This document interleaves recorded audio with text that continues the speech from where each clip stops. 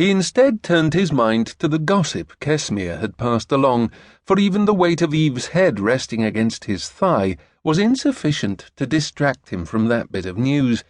According to the talk in the clubs, Deane's profligate raking on 3 continents, or was it 4, considering that Turkey was part of Asia, had left him with unfortunate health consequences that could potentially disfigure or even end the life of any Marchioness of Deene. The effects of disease, nobody used the specific word syphilis, had been evident in the late Lord Deene too, hadn't they?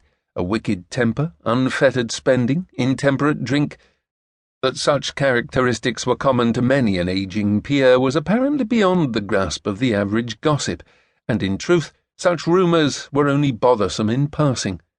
The ones intimating Deene was close to financial ruin were the more difficult to bear.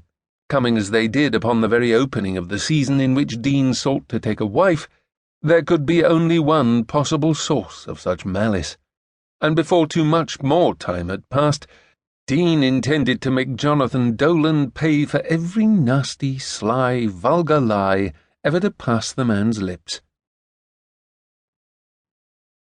Jenny stared at the apple in her hand. "I am disloyal for saying so, but I am enjoying this respite without Mamma and Papa. With just us and Aunt Gladys here, it's peaceful." Eve paused halfway through paring the skin from another piece of fruit. "You aren't disloyal, you're honest. Mamma is probably saying the very same thing to Papa about us as we speak." Louisa was demolishing her apple in audible bites.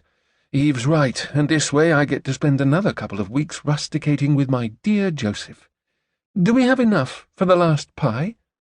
Eve eyed the pile of peeled and sliced apples before her.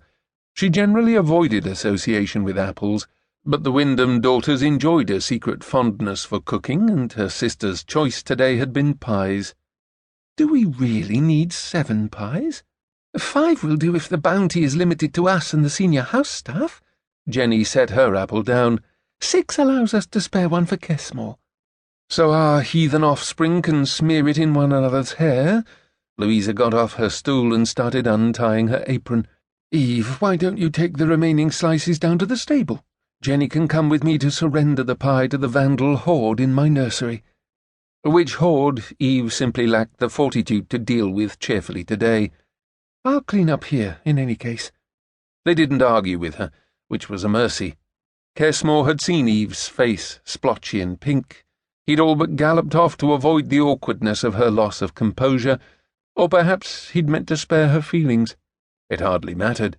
Since arriving to Moreland several days ago, Eve had slept a great deal, stared off into space almost as much, and taken a few long walks. And when she walked, she remembered to be grateful for the ability, but she also found her peace punctuated by odd thoughts.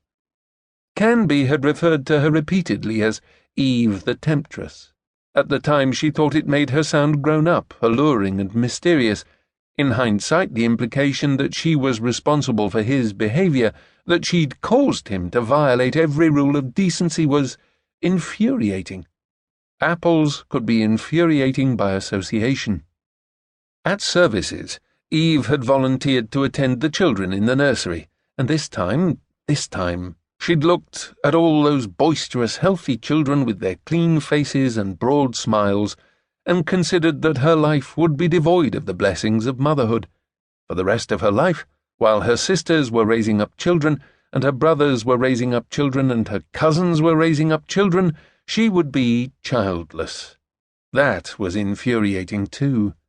And now Louisa and Jenny would hop into the gig and tool over to Kesmore's without a backward thought for their safety, their nerves, their ability to cope with a darting hare or approaching storm. Eve loved her family, but still, there was much to be angry about. She scooped up the apple slices that hadn't gone into a pie and wrapped them in a cloth. The day was a pretty day. She was in good health and had the afternoon to herself. She'd try not to be angry about that, too. Meteor was in his paddock, one shared by an aging pony named Grendel. They paused in their grazing as Eve approached, but only Meteor sidled over to the fence. "Hello, old friend."